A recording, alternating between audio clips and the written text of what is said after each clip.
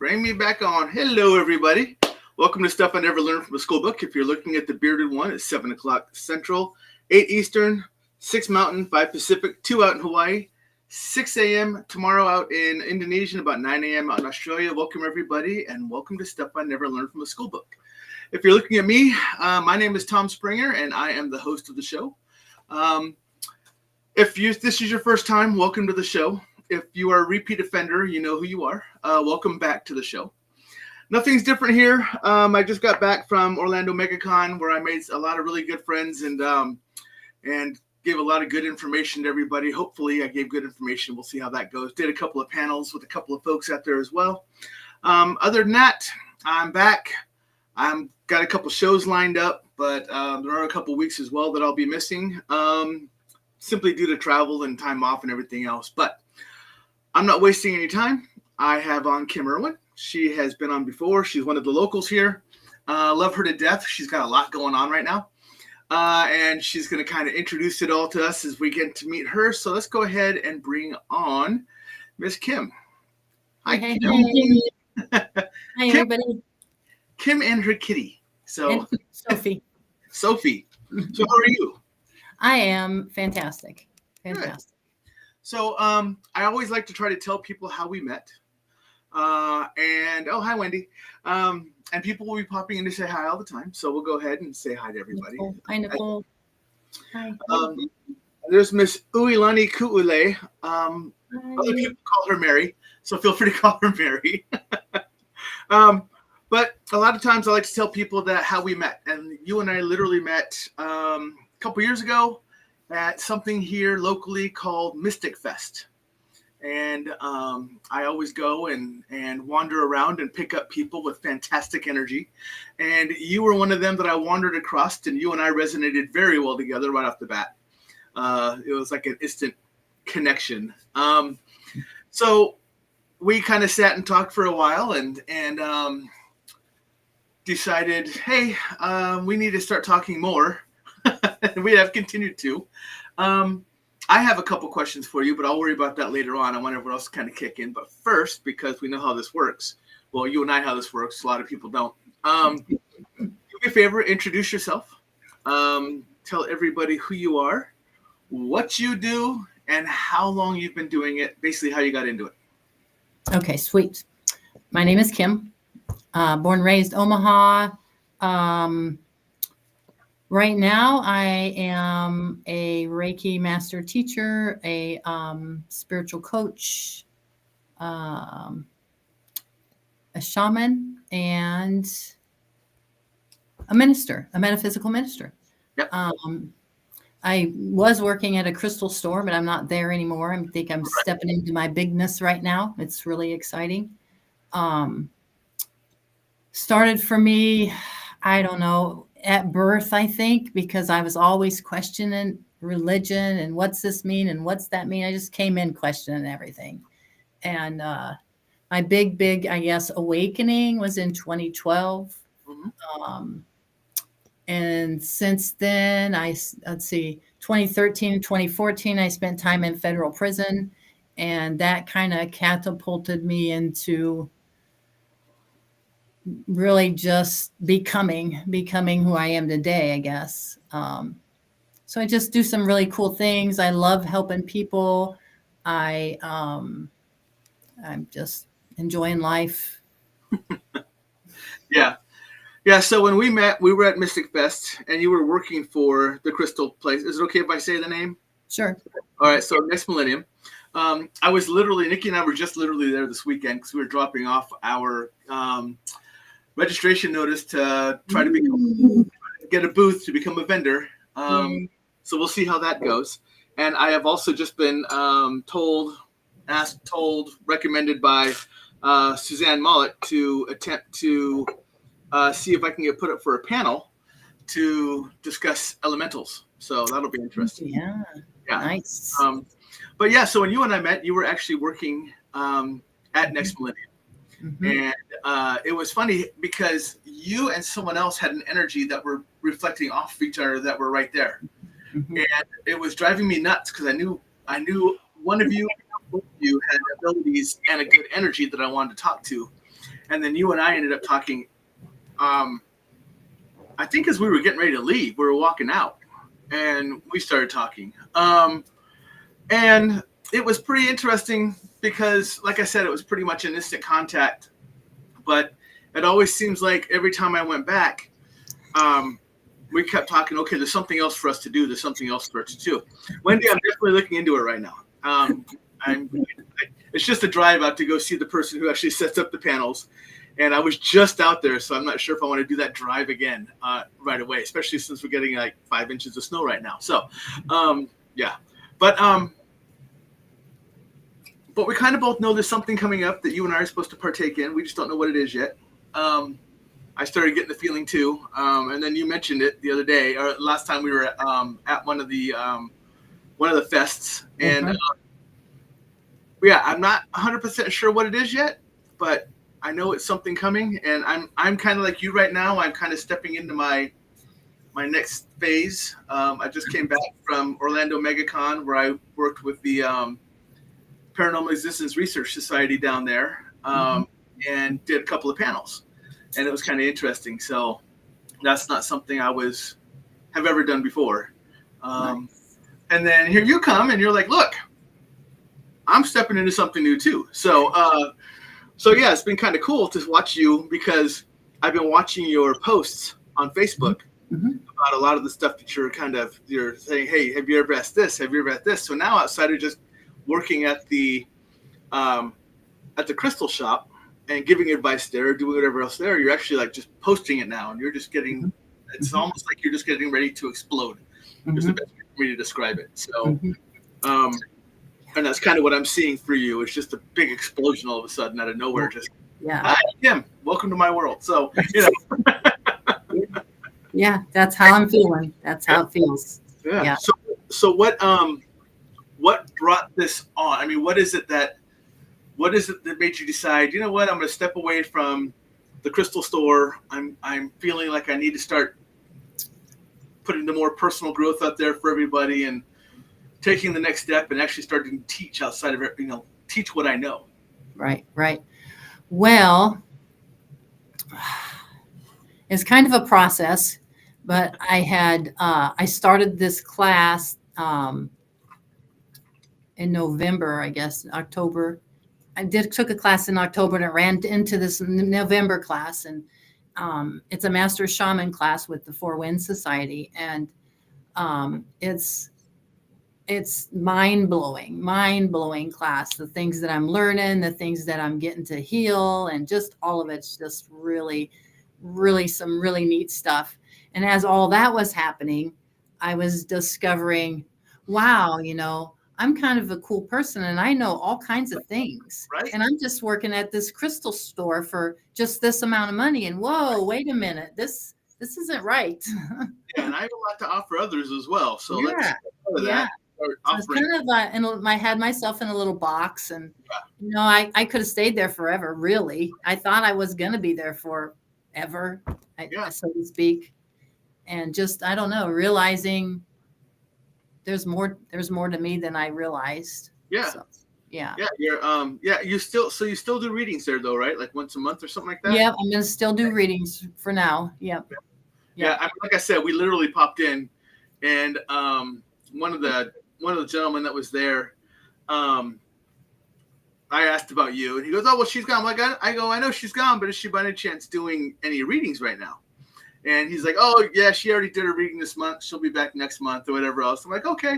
And it's funny that Mo asked this question. So Maureen right here, Mo, she's my neighbor across the street. So, and I have always said, since stepping into my abilities, that I'm really drawn towards being a shaman. So you'll have to let me know how that Four Winds course is going. And then also, if you think that, well, just looking for, because like you said, you've literally been doing this since birth.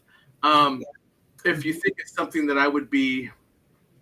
So, I mean, I know that I'm a healer. I know that I'm a protector of all that stuff, but along with the native background, I really am just, well, and my Viking background too. So I really am just drawn to it. So that's why I was wondering. I mean, I know you saying you're stepping into it now and you're growing with it and everything else, and I know it's something that you should be doing. And I'm just hoping it's something I should be doing. So I'll have to look at it. I'll have to talk. And that might be something that might be our content even. Yeah. Absolutely. Yeah. It's just beyond what I even thought the class would be. It's online. It's 6 months, and we meet a couple times a week, and it's amazing. It's amazing. Yeah. Well, hi, Sophie. You want to talk too?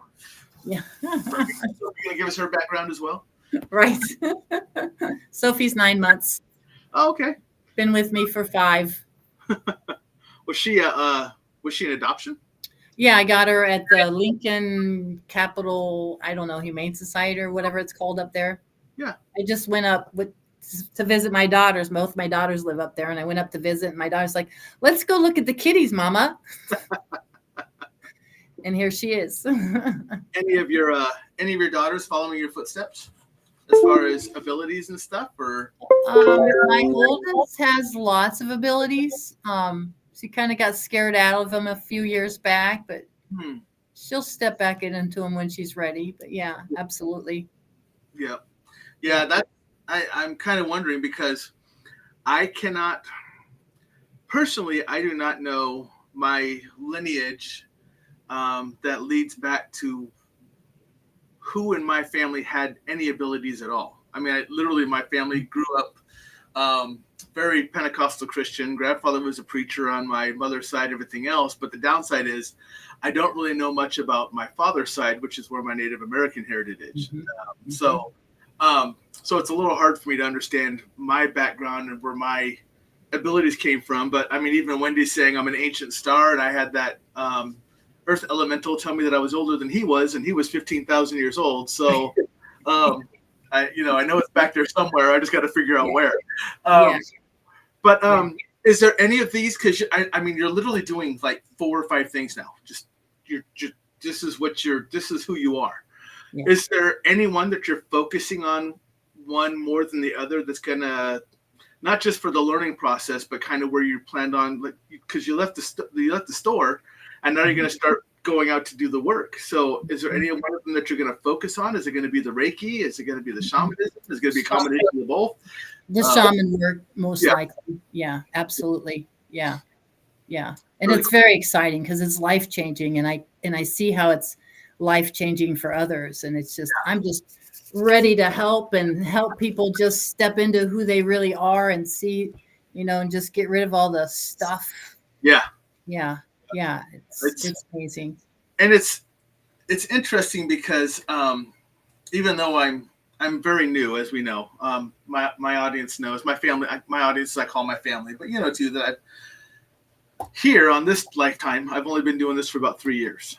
With inklings that I had stuff before, because when I was military, I would pick up on stuff, but there's other things when I was younger too that I can kind of see in my head and go, okay, this was noticing that I was having awakenings, but they just weren't ready to completely open yet. Either I was blocking it, or, as I've been told, my dad, my real dad, who passed away when I was 3, who was the largest one that stands behind me, my main protector, said it was not yet ready for me to open yet at that time. So apparently he had good control over when I was going to open and everything else. But it's interesting to see how that leads. That I'm an older one to do it, but honestly, I think you and I are very much the same, but very much polar opposites. With because you've been doing it forever, what it's been doing, everything else and stuff like that, and I'm very new to it. So it's interesting to get the 2 different dynamics, the 2 different at it from where like the yin yang, I guess, right? Because a lot of it is for you, it's just like, oh well, yeah, I knew that, I know that. Yeah. I have known this, and for me, I'm like, what the hell? I didn't know that. So, that's kind of the opposite. Okay. And it's been kind of fun because it's like, oh wow, I've been doing that for a long time. Right. Oh wow, I understand that. I feel like I've been doing that for a long time, or I've done that before and I didn't know what that was. It's all that's happening. But now you're also doing but now you're back to Oh, wow. I didn't know that, because now you're stepping into the new shamanism stuff. Mm-hmm. So now you're back to the basic learning, like I am, or like, so, so that's got to like give you new life. And it's pure joy. It's pure joy. You were talking about your ancestors, and I got to tell you a real quick story about that. We do lots of journeying and going back into our past and talking to our ancestors. And I've had a couple really cool things, but one of them related to what you were talking about is I knew that I had my mom's side.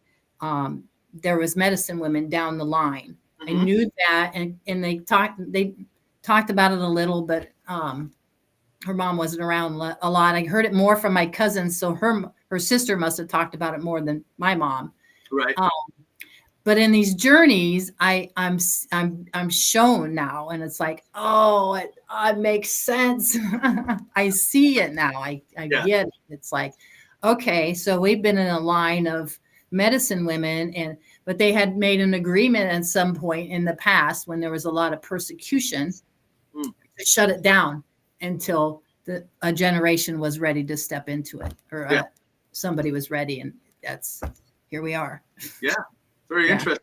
Yeah. So how long is the process? I mean, how long is the actual training process for with 4 winds? 6 months. 6 months. Wow. Yeah. And it's intense. It's like they expect you to spend at least 15 hours on the class stuff, and then we practice with each other, and you have to do a certain amount of each task or process that we learn with each other. And then you have to write case studies up. So they analyze your case. So you really leave knowing what the heck you're doing. Right. So it's a college degree without the college degree. It's like a 3-year class in 6 months. Right. So yeah. Nikki is saying she's so intrigued by many things you're doing to be offering: illumination, decoupling, soul retrieval. So can you kind of touch on these? Because I was going to ask you to do this, but I've been kind of back and forth everywhere. But I wasn't going to only ask you to talk about this, but I was going to ask you, because you're posting these on Facebook. Yes. And you're talking about, hey, you're doing this, and you're kind of giving a little explanation of it. I'm going to ask you one small question. It's homework for you. Very small homework. When you do this on Facebook, when you say, hey, what is illumination? This is this. Want to know more, contact me. Can you please can you share this as well? Because I can't share it out to anybody, because all I see is the like, comment, send, and I can't share, because I want to share this. I want to share your information with others, but there's no share button for me to push. And so that's an option I have on Facebook to do. I can do that. Absolutely. Yes. I'm intelligent on tech. Yeah, you can. So right now the standard is we can like it. So normally we give our thumbs up, our hearts, whatever else. We can comment on it, or we can send it to others, but it's just a direct send to them, like individuals. But if you go and make it shareable, which I believe is just on your 3 buttons, if you make it shareable, then when I click on it, it will go to everybody that's on my page and everything else. Yeah, absolutely, I can do that. All right, Nikki, I had to give a quick tech lesson. So if you would please go ahead and talk about the illumination. Absolutely. And I'm going to do this off the top of my head without paper. So there you go. And I'm obsessed with using papers for everything. I do this. I open Sacred Space. I've been doing it for 4 years, and I still use my notes. So I'm doing this without paper. So the illumination is is we have in our luminous energy field, we have an energy field. And in our field, we have imprints that are from whatever in life. It could be from trauma. It could be from a past generation. It could be just really pretty much anything. Somebody sends something to you. So an illumination is clearing that imprint out of your field, like deep stuff, like shame, like deep, deep shame, like the banishing from Garden of Eden kind of shame.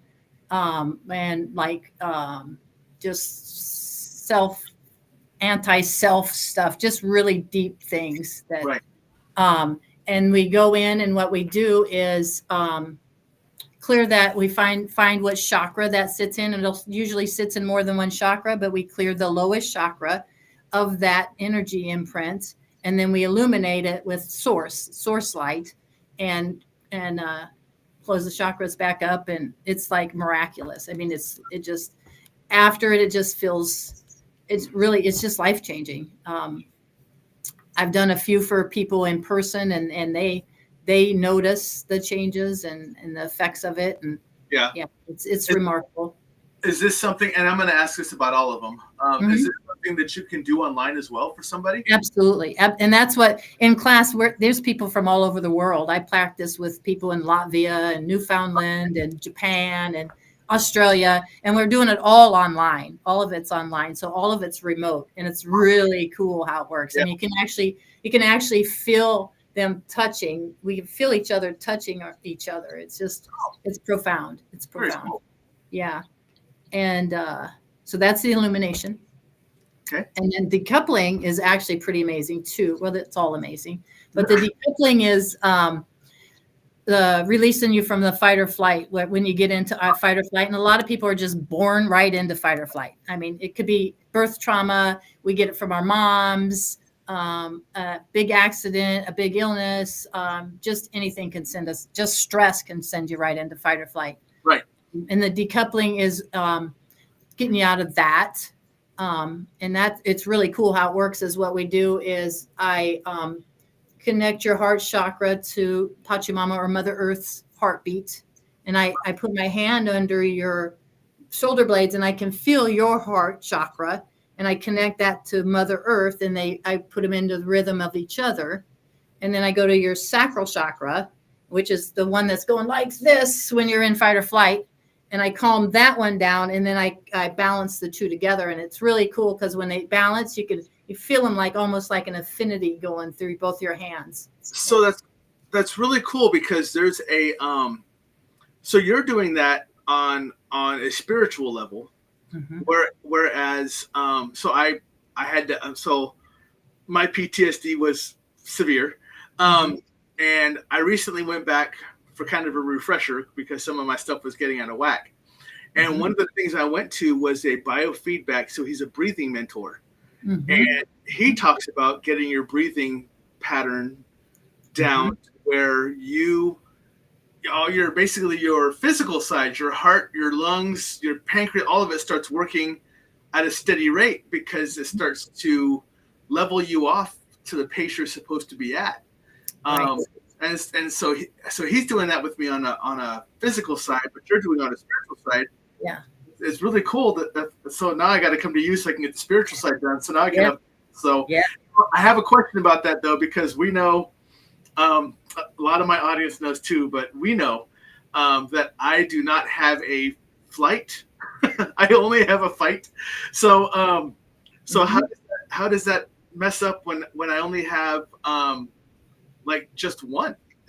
Well, it's either or it's both. What we get ourselves into is how we respond. I mean, some people are just fight. Some people are just, I'm out of here all the time. I'm out of here. Yeah. I used to be that way. I'm out, just out. Yeah, I'm always the one that's just, I don't know fear for some reason. So I'm always the one like, all right, I'm just going to stand here and fight you instead. Right. Yeah. I can't run from a bullet, so I might as well stand here and fight you for it. So absolutely. Nikki went back and asked, is this something that requires you to get one or more sessions for each modality for this to work? Not for it to work. One session would work, but really to get your body back into its natural state. Right. It probably takes more than one, depending on how long you've been in fight or flight and what you responded to. And so it just really depends on the person. Yeah. And your experience with trauma and stress and chaos. And yeah. Nikki's been going for that for a couple of years now. So she may have to come visit you for this one. What about soul retrieval? And soul retrieval is actually pretty cool too. And I've been doing that for years. And what that is at times, different times in your life, or even at birth, when a part of your essence says, I'm out. I ain't dealing with this anymore. I'm out. You can stay, but I ain't dealing with this anymore. Right. And just bails. I mean, it you don't notice really. You don't, I mean, other than how you respond in life, you would notice if you're becoming aware, you'll notice how you react to things and stuff. But so what I would do is go back with you to that particular instance where you left, and bring that part of yourself back to the now, and put that part back into your body, so to speak. Awesome. Yeah, it's super cool. So this is a 2-part coming from Mo. She said, is it true that we carry our mother's fight or flight DNA? Part 2. And can you stop the pattern in a family? Absolutely. It's from the mom. We get everything from our moms. We come through the birth canal and we pick it all up, all her stuff. So right coming out, we're just, we got all our mom's stuff. Yeah. And then what was the second part? Can we stop the pattern in a family? Absolutely. That's the whole point of the process, is to stop the pattern and become your authentic self and just be who you came to be here, rather than fitting into all this other stuff that maybe you thought you were. Yeah, absolutely. Absolutely. All right. I'm really switching gears now. You and I are going to talk about some stuff here that people would be like, what the hell? Where are they going?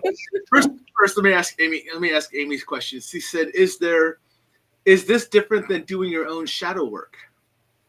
It's similar, but different. Yeah, absolutely different.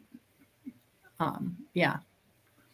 And Wendy is asking, is there a way to tame the parts that come back? Because my inner child is ticked and got Isis and Hecate power and is scary when angry.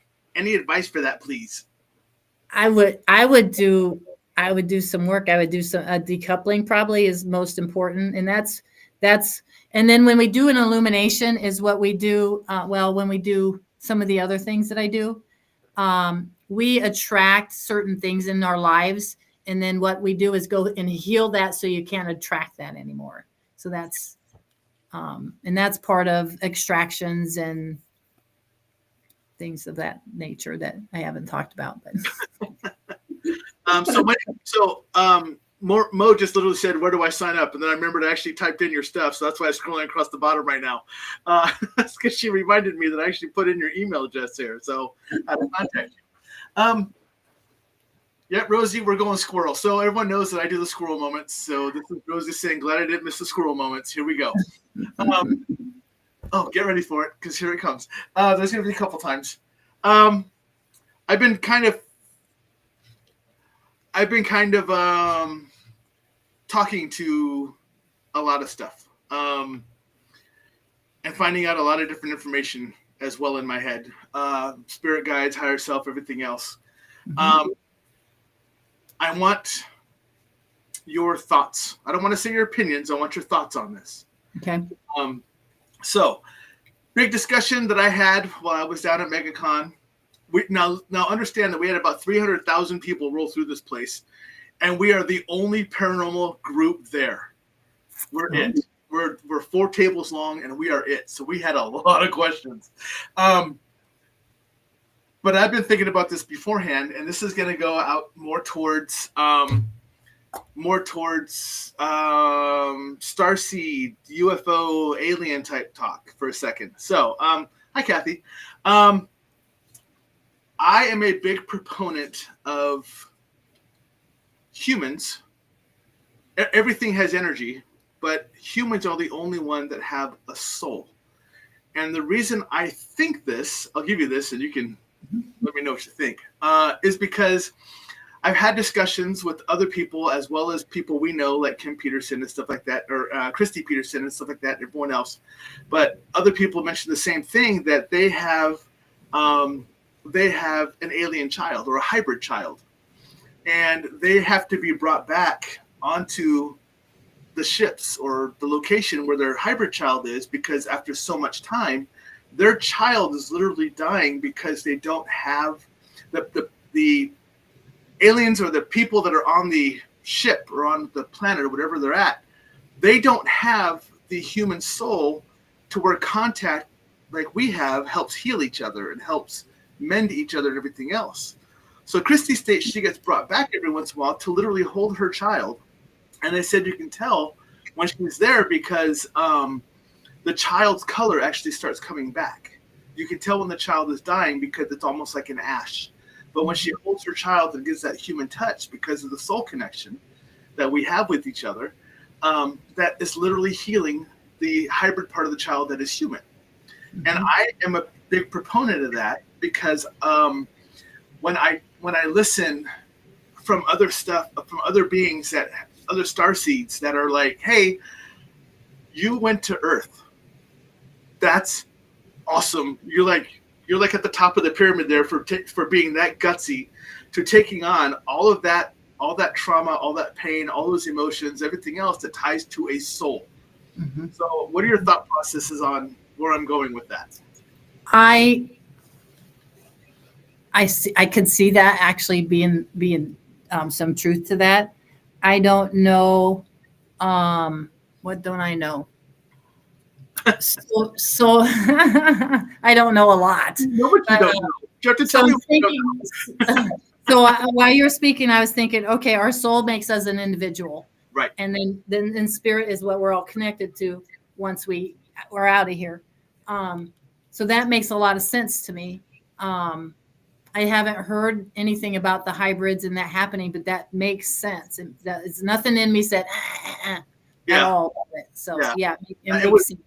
It was interesting because Christy's the first one who mentioned it when I went and listened to one of her lectures, but then that became a big topic between us sitting there, and I'm actually the one who brought it up because it always resonated with me that there's so many other beings out there, but we're the only ones that carry a soul.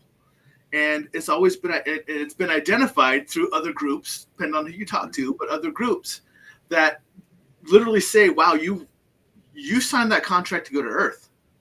Whoa, that's like gold star. That's a special mission. It's definitely a special mission. Definitely a special mission. And then it becomes twofold or tenfold even when you agree to come back and do it again. And people are like, what are you, nuts? You were just there. Done with all that. How do you like it? You know, why are you going back a second time? Well, maybe I need to learn something else.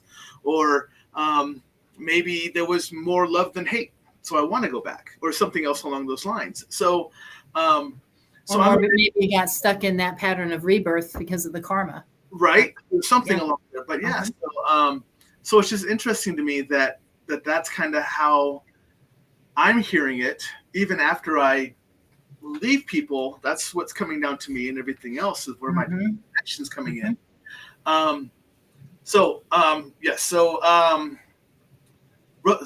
Rosie asked the question and Wendy answered it. So Rosie asked, so does that child also have a soul, the hybrid child? And Wendy answered, yes. They have a soul. They just have a hive brain and gave up their emotions to survive. Everything has a soul. They just gave up emotions to keep living. Hybrids are the DNA mix to keep their DNA alive, just my opinion. It is. So the way I understand it is that they do have a soul because they're part human. Mm-hmm.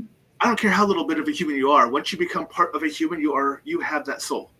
And you don't have like a part of a soul. You have a whole soul. I don't care how small of a human you are.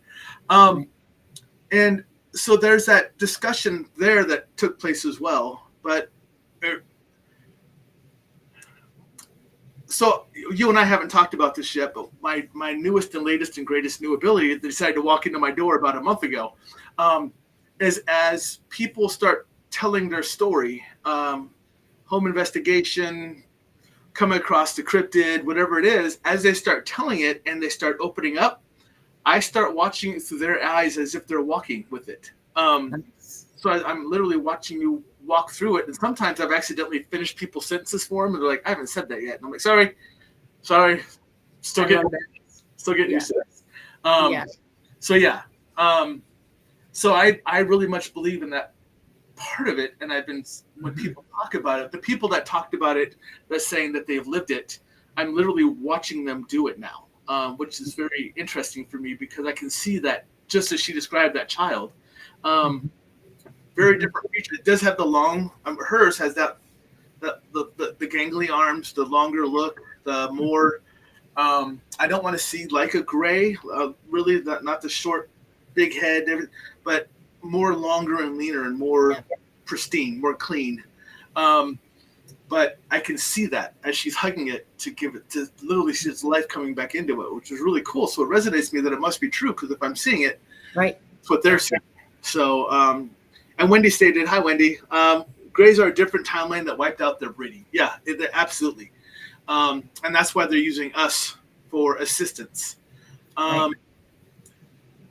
Nicole wants to know, Kim, we've talked about dragons before. Are you still working with your dragon?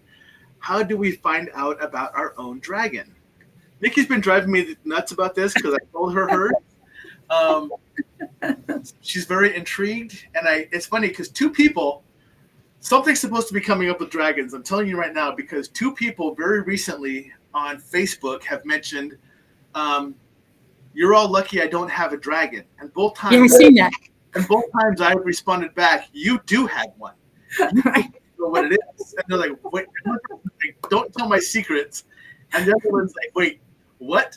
And after you answer Nikki's question, I want to talk to you about the one I found out that I have and ask your opinion on it, because it's one I have not seen before, and I need an opinion or a thought. So answer Nikki's question first. Are you still with yours, and how do we find out about our own?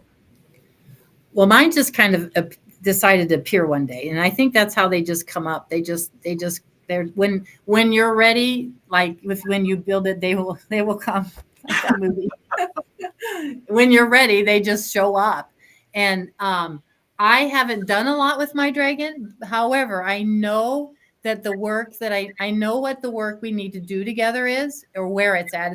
It's in the, so there's the lower world, the middle world, and the upper world. Mm-hmm. And it's in the middle world. So it's here that our work is. It's in the middle world.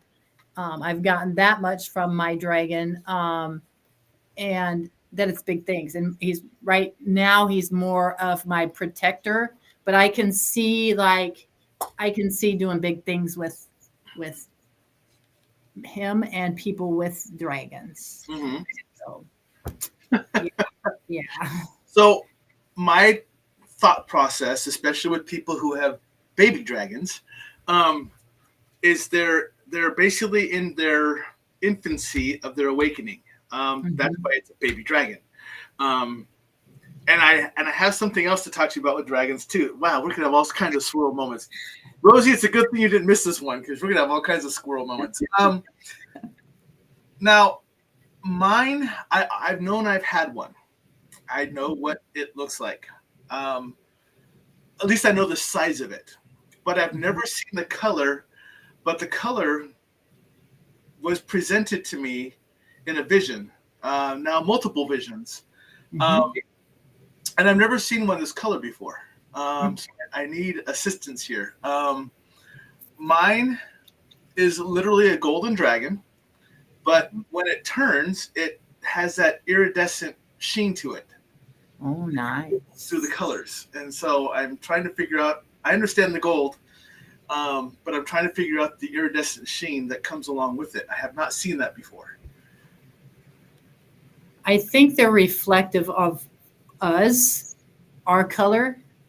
And so that's representative of your color. Does that make sense?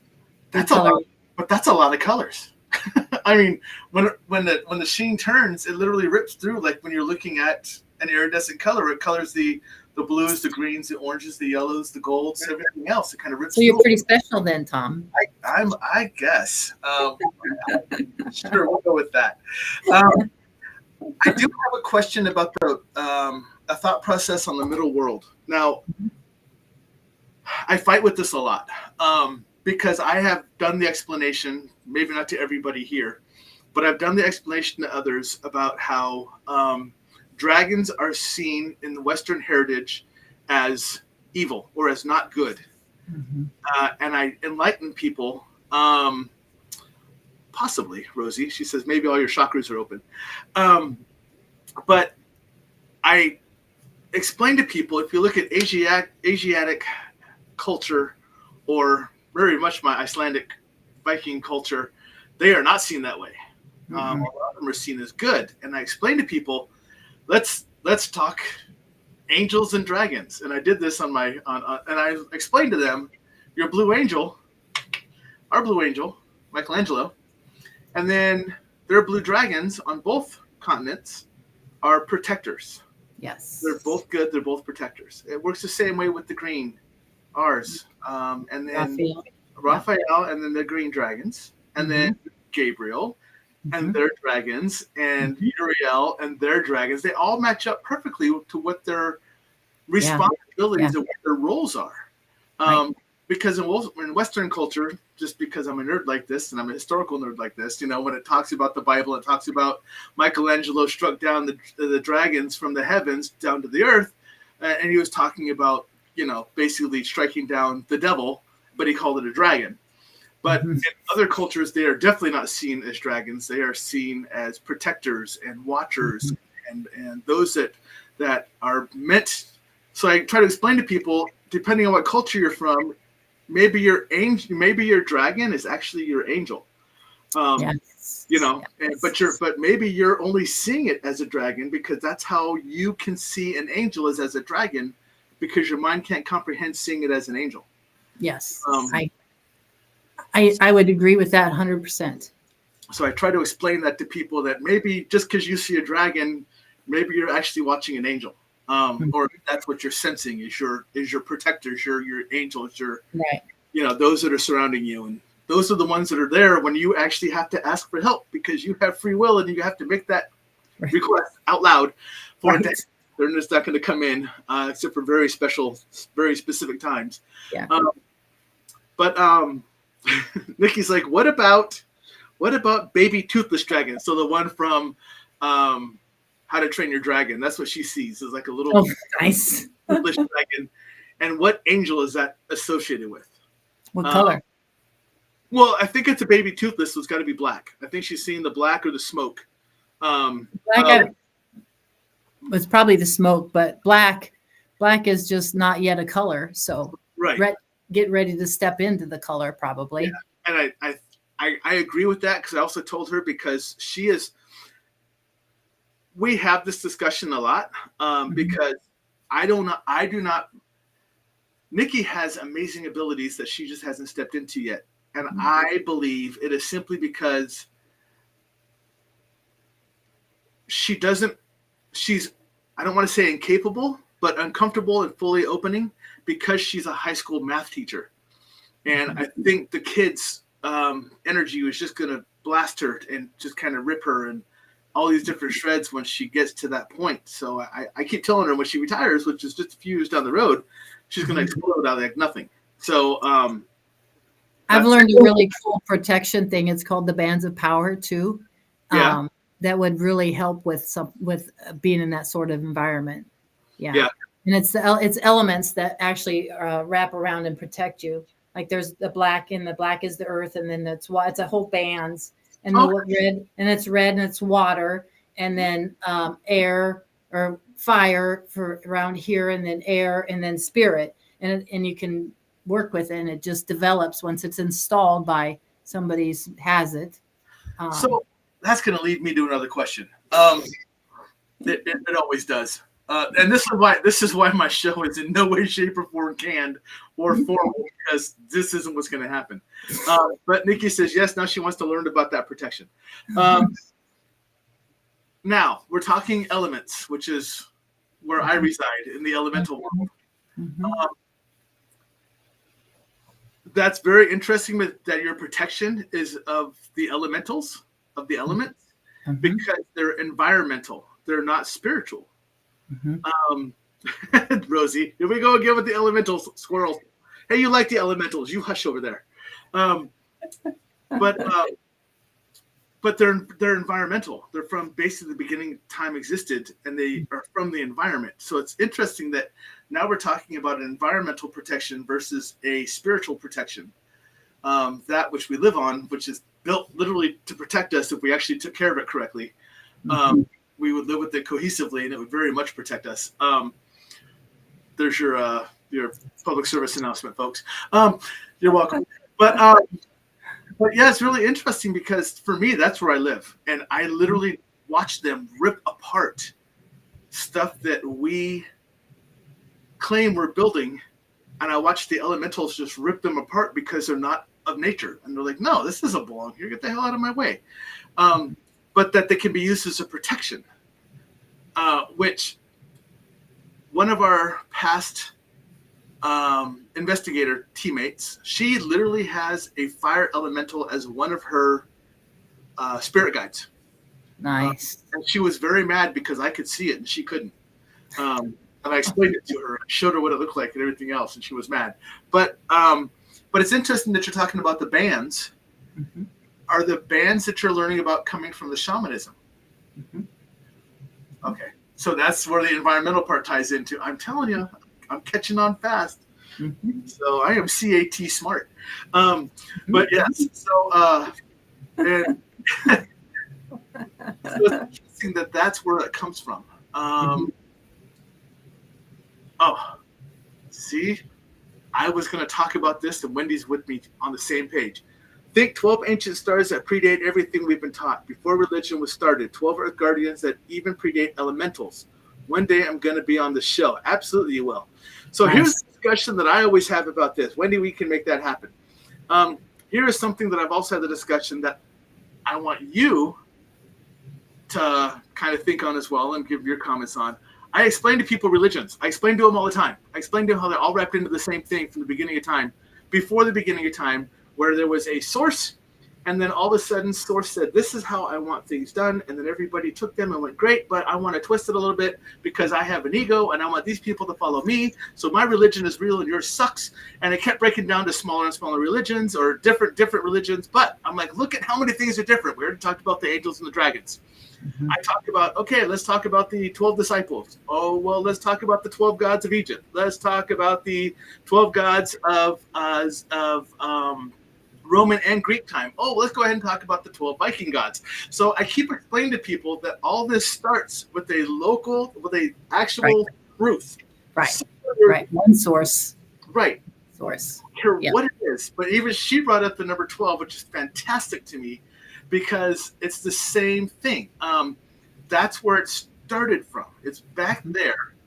Mm-hmm. And it just kept breaking because people thought they knew more or they wanted more, because they weren't happy with what they already had. They wanted people to follow them. And another sort of theory on that is religion presents as somebody will understand it. So that's why there's so many, because we're not going to all understand the same things about religion. Like the West is Christianity, and that's what we can understand more than the Islamic people. They can't, it's almost societal or cultural too, the creation of all the religions for that area and that time and when it came about. And absolutely. Yeah, and I keep telling people this. I mean, because everyone's like, oh, well, if you're looking at the Islamic faith, then you have Muhammad, which was their god, but Jesus was a man. I'm like, well, that's easy. We just flipped two of our guys here, type of thing. So I talk about that and I break it down. It's not different, people. We're fighting over the wrong things. Yes, we all believe in the same thing. We just tell it a different story. Exactly. I mean, it's so amazing to me how even if we talk about Noah's Ark, 1,000 years before that, Egyptian times, the exact same story was told, just with different locations, names, and everything else. But he was told to build a boat, bring all these animals on top of it, because I was going to flood the area and everything else. So people don't understand how much our stuff ties into each other. Even the Garden of Eden has different stories all over the place. Yeah, they're all over the place. Yeah.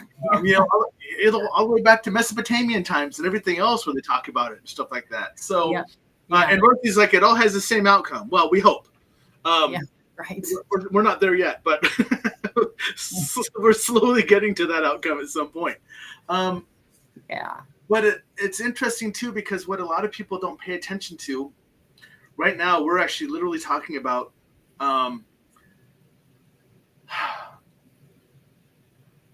the great awakening that's happening right now.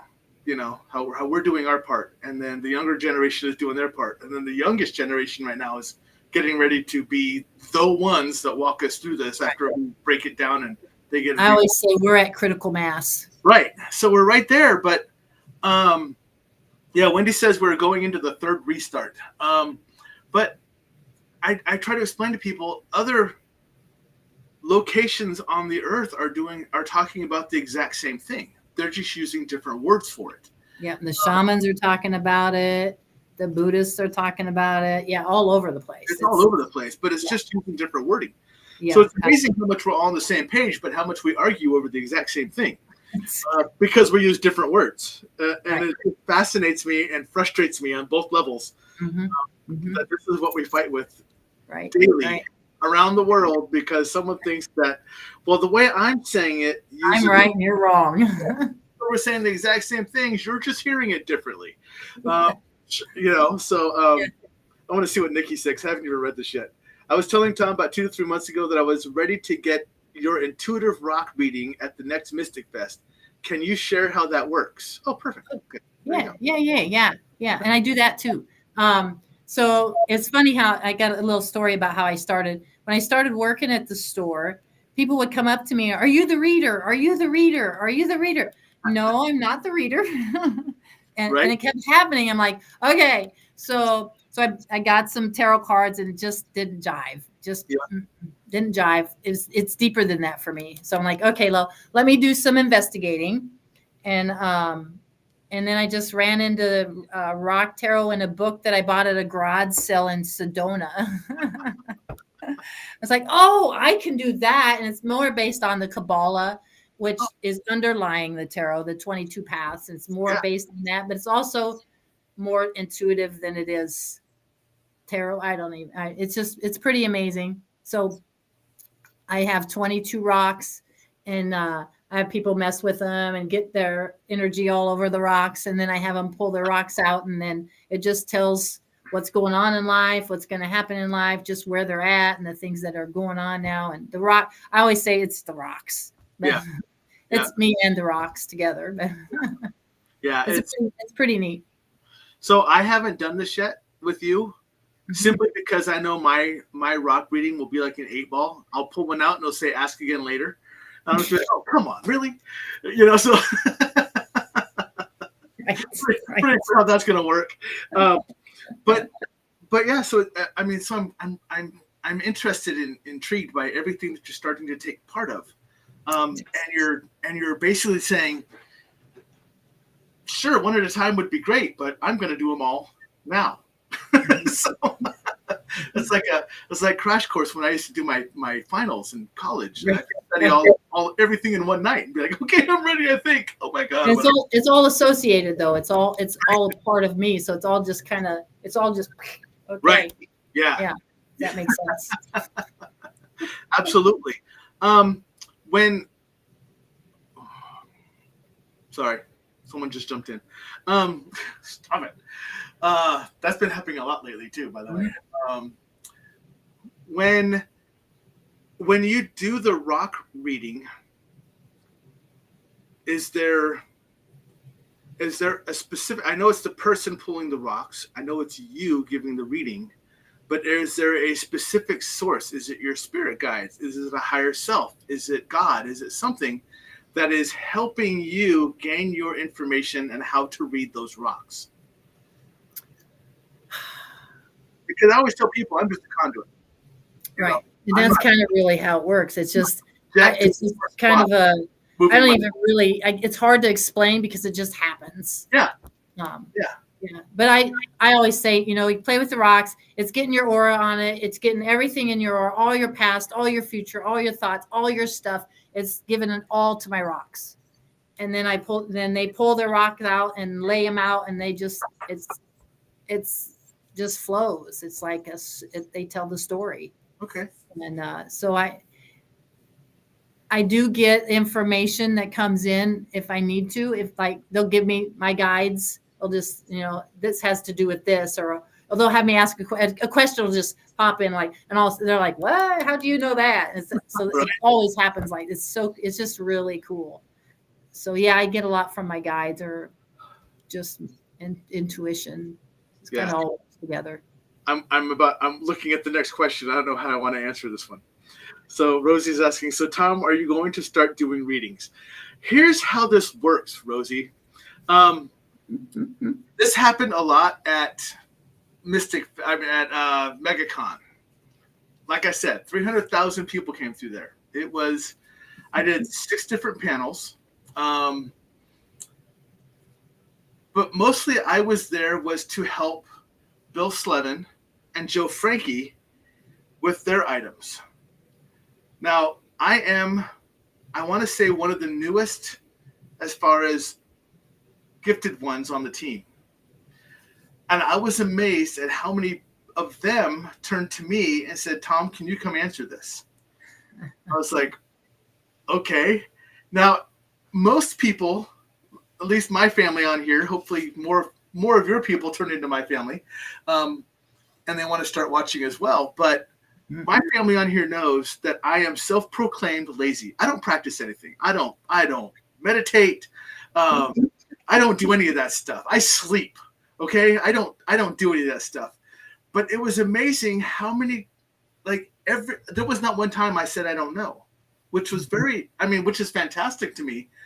But I don't know of a time when I've said I don't know through these 3 years. It seems like when someone asks me something, the answer instantly comes into me. And it's almost like, and I know initially, a lot of it, almost every single time, well, especially when I started, I had an answer right away, even before the person would finish answering the question. But I'm like, how do I know this is right?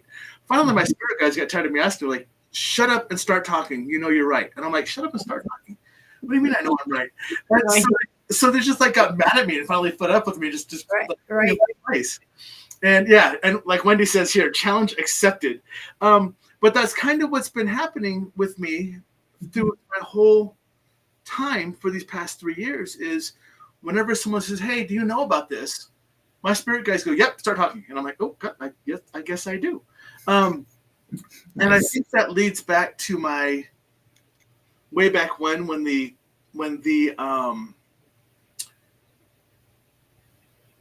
earth elemental told me I'm older than its essence is, so it told me and it said it was 15,000 years old, and it says your essence is older than I am, and I'm 15,000 years old, and I went, well, explains the gray, but I was, but I think it's because and as a shaman, as a matter of fact, Joni White Buffalo up in Canada told me, she goes, you have been doing this for so long, you just have to learn how to do it again.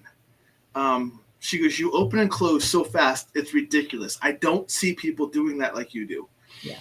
And she goes, and I don't understand your level that you're at because I haven't seen someone like that. You just have to understand how to use it. I'm like, oh, great. Nice. Thanks for nothing.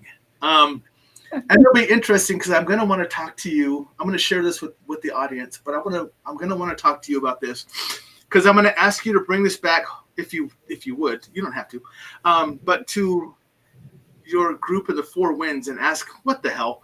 I'm trying to figure out why. It's a why question. Mm-hmm. Nikki knows this question. Some of the audience knows this statement that I'm about to make. But I had a shaman tell me when she had a vision of me.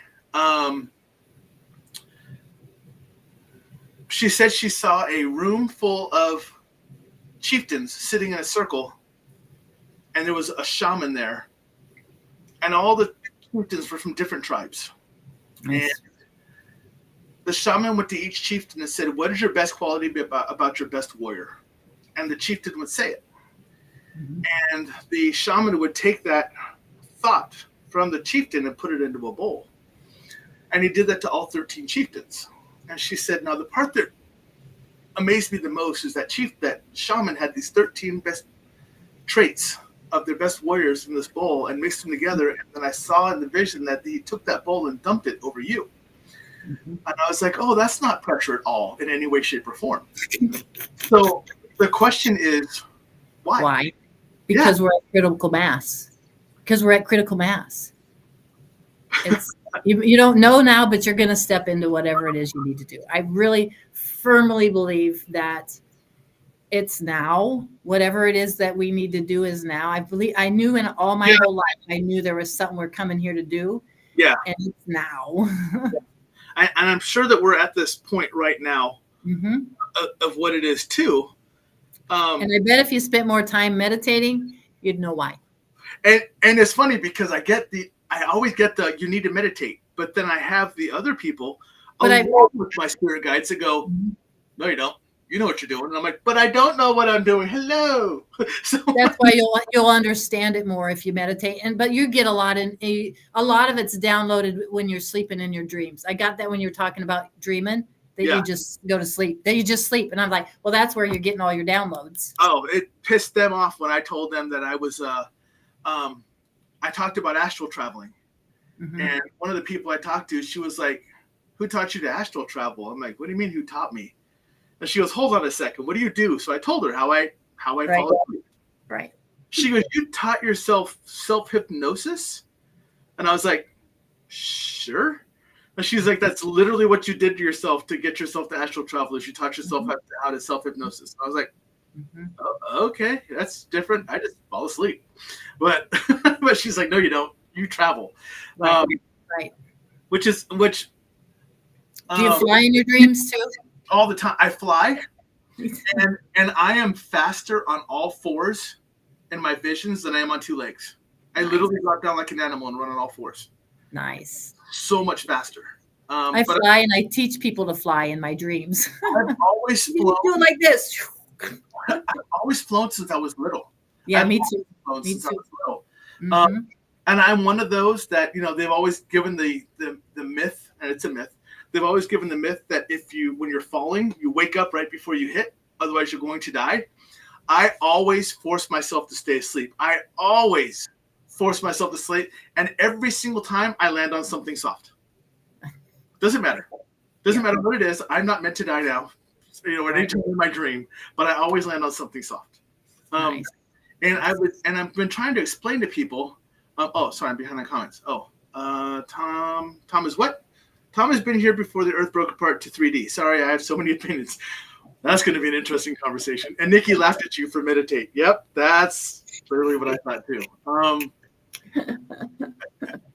Rosie stated, that's funny. You say that, Kim. I have for a while been waiting for something, and I'm not sure if it was personal or not. Collective. It's collective. Okay. Sweet. Yeah. Nice. Nice.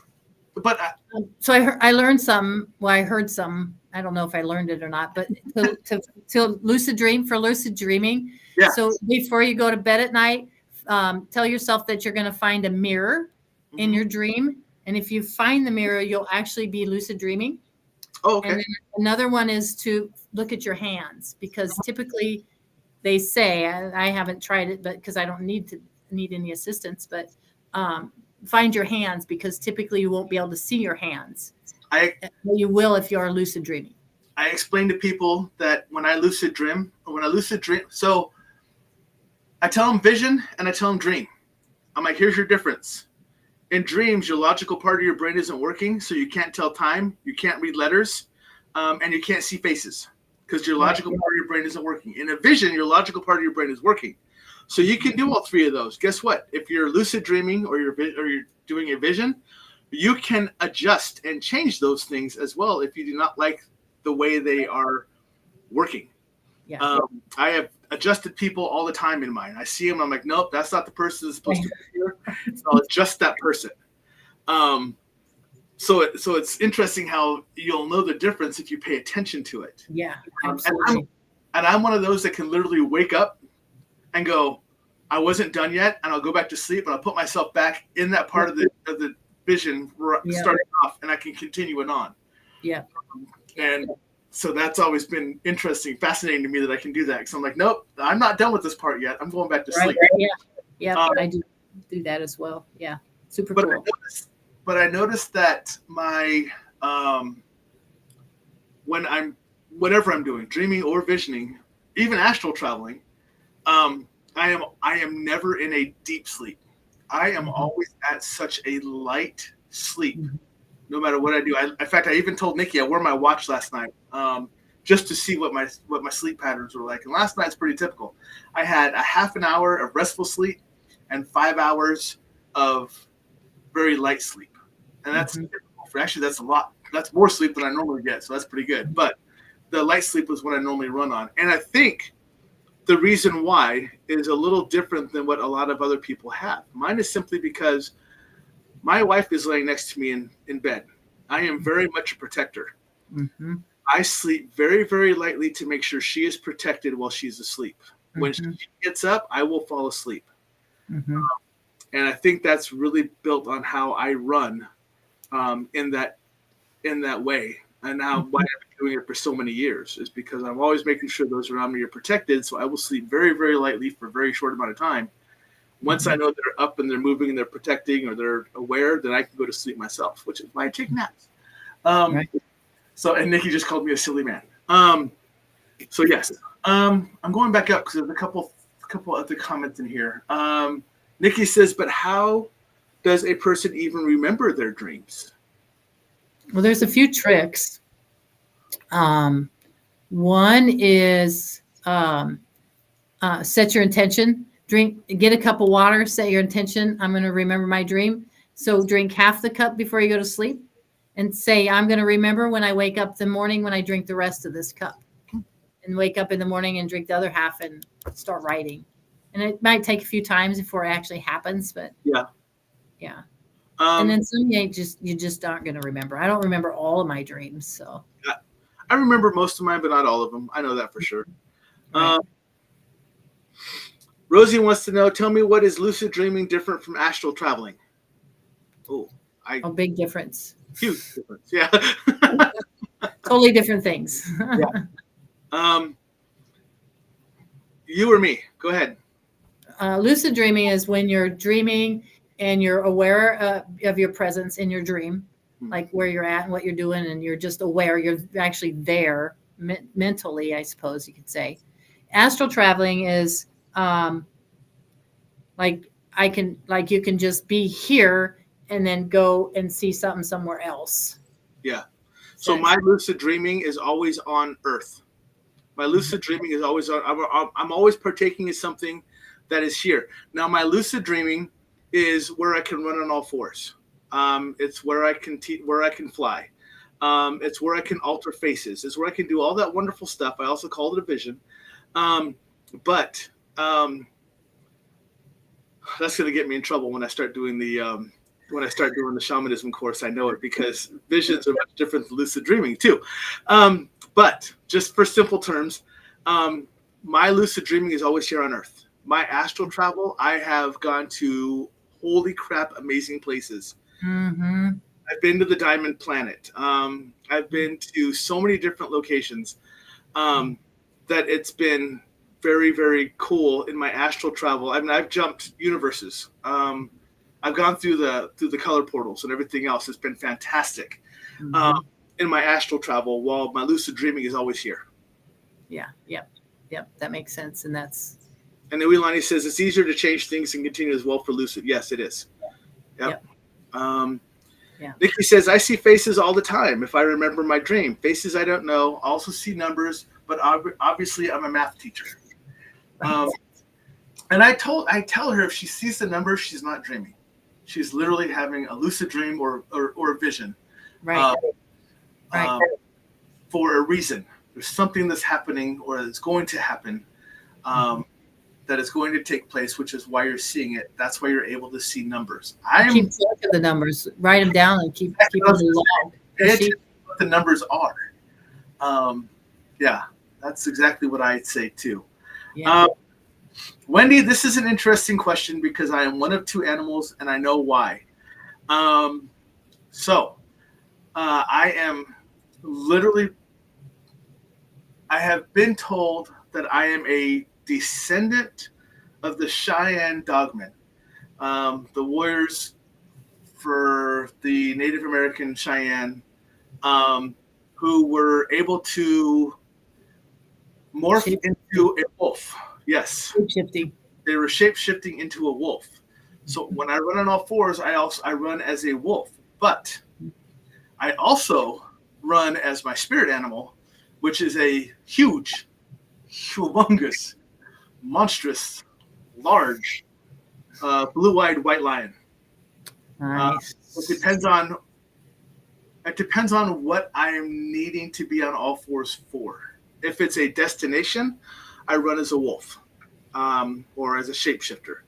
If I run because it is for a protection or for something else, then I am running as a blue-eyed white lion. I don't know if that ties into my starseed, my Regulus background, my Lyran background, whatever, but it ties into, I believe it ties into something there, but my actual, one of my spirit animals is a blue-eyed white lion, and it is huge. And I believe that is what I transform into when I have intent to run, not just for speed, but for a purpose. Nice. So, yeah. So. Yeah. Oh. Very cool. What else we got?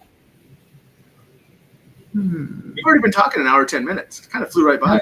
Right? 1:11. 1 hour and 11 seconds. I know. 11. That's which is funny because I told Nikki that I never see 11:11. I always see like 1 2 3 4 or 1 3 2 4 something like that.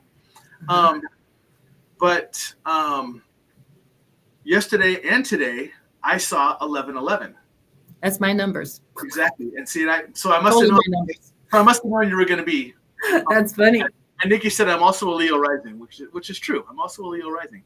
So I must have known you're going to be on because I keep seeing 11:11, and now I'm seeing 1:11. I love that. I love that. So Wendy is saying, that's cool, multiple stargates then. Boy, are you going to be excited to know what I know. That's so cool. Nice. Very interested now. So yeah, that's going to be interesting. Well, I'm going to have a talk with Wendy at some point. Yeah. Yeah. But I'm kind of think we're at a good place to kind of call it for the night. You're what I call a repeat offender. You come on, about every 8-9 months, whatever else, when we have more stuff to talk about. Whenever you ask me, it's so funny. You said, Nikki wants you to come on and talk about dragons with me. I'm like, yes, I'm in. Right? Whatever it is, I'm in. Rosie's asking me, Tom, can you take other people with you in dreams? So here's the interesting part. The first time I realized I astral traveled, I met someone at their location because she says, I believe that you are astral traveling and I believe you can control your astral traveling. I want to meet you at a location where I'm at. I'm going to tell you through a dream where I want you to meet me at. And I did. It was fantastic. It was very cool. Now, as far as taking other people into my dreams, I don't know. I haven't attempted it. Haven't tried it yet, right? I haven't tried it yet, but I'm already hearing, yes, I can. See, this is how what happens nowadays. Now I'm starting to hear already, yes, you can. We'll show you how and everything else. So I'm like, okay, well, that'll be interesting. And this is literally how I'm learning that I have new abilities. Someone asks me a question like this, and my spirit guides go, yes, you can. And if I hear nothing, then that means no, I can't, or not yet. So very interesting. I don't know. They must be talking really loud because I can hear them. Yeah, so that's kind of wild. But yeah, other than that, I think we're at a good stopping point. Awesome. We're going about an hour and 15 minutes, roughly. Everybody is saying thank you very much. Nice. Thank you. Tom can look me up. So I'm sorry, Nikki said I was gonna say Tom can do what you ask him to do, LOL, which is funny. Because it's literally happening like that lately. But yes, so everyone right down here, Kim Erwin, Kim's Healing Corner at gmail.com. And I know if you roll back up into the messaging, but I'm going to let you say it anyways. In the messaging, Nikki also posted your Facebook page. Sweet. So it's also in all the messages that we have. It's further up when Maureen asks, how do we get in contact with you? And I posted this scroll along the bottom. Perfect. Right after that, Nikki posted your link to Facebook as well. Nice. Perfect. Remember that a lot of the stuff that Kim is doing, if not all of it, can be done. All of it remote. Yeah, remotely, virtually, whatever. So absolutely. Absolutely. So and it works. Something they can reach out to you and everything else. There's Nikki just posted it again, so it's down there at the bottom. How to find you. Uilani Ku'ule is saying, mahalo, Tom, Kim, everyone. Great show as always. Thank you. Much love. Appreciate it. Thank you. Thank you. Blessings. Yay. Saying it was wonderful to have you in here. Can't wait to see you in person, which we are going to shortly, I'm assuming. Are you doing Holistic Fest or just Mystic Fest? I don't know if I'm doing either of them. Oh, okay. Well, you'll see me. Yeah, I'm sure you will. I'm sure we will. But I'm getting ready to try to do Mystic Fest, as you know. So we'll see how that goes, because I do rock readings at the store at Next Millennium the first Monday of the month from 12 to 7. That's what it is. Okay. First Monday, 12 to 7. Thanks for sharing that. Oh, so Mo said she emailed you. Yay. Already. Rosie's saying thank you. Try to stay warm. Yeah, we're not staying warm right here. We all know that we have 5 inches of snow or something like that. Kathy says can't wait to rewatch. Much love, Kathy. Appreciate you coming on. Thanks to all my friends who showed up. I couldn't see how many people were here or who was here. But I know I had some friends show up. So. Oh yeah, I saw them pop in too. If you're gonna follow Kim, please do so. If you have any questions for Kim, and for some reason this gets lost, I don't know how you would lose this. It's literally scrolling across the bottom of my page. But you want to reach out to her, you know how to get a hold of me. So reach out to me and I'll get a hold of Kim. Either way, it works out fine. So Kim, I'm gonna let you go so I can close the show down. Don't go anywhere. I'm gonna leave you backstage. Okay. And I'll come back and talk to you in a second. But thanks, Tom. Appreciate it. Thanks, absolutely. Much love. And I will be talking to you here in a minute. Okay, awesome. All right, everyone, that's the show. Let me throw my stuff up here really quick, just so you have all of my wonderful stuff scrolling across the bottom. Thank you again for everybody who showed up, and for everybody who's going to watch it here in the future, because I know we have a lot of people who watch the recordings. Much love. If you are interested in following and sharing, I would greatly appreciate it. I'm still growing the community because this is a learning community. I hope you all learned a lot today, not just about me and my blabbermouth, but about Kim and her wonderful stuff that she does as well. Honestly, Kim is one of the greatest hearts I know. So if you have any interest in what she's doing, if you just want to ask questions, if you're just curious about something, she is more than happy to take your questions, as well as, help you and everything else. So, please feel free to reach out. You can also reach out to me. My stuff, everything is under Stuff I Never Learned, under absolutely every single site. I do have a show coming up. Let me look it up, because you all know me. I do not pay attention ahead of time, because I just don't. Let's see. Guest schedule. 24th. Oh, 24th of February. I have on a gentleman by the name of Chris Houston. He's new to me. But I have been watching his stuff, and I've been following him, and it's going to be amazing. It's going to be a lot of new, interesting stuff that we haven't really talked about before, at least not lately. So Chris Houston's going to be coming on my show on the 24th of February. I am actually starting to line up a handful of people as well. March is pretty full. I'm starting to gather people for April and May, so I do have a couple of other people coming on as well. Other than that, do your best. Stay safe. Stay warm. Much love, and I will talk to you all later. Bye.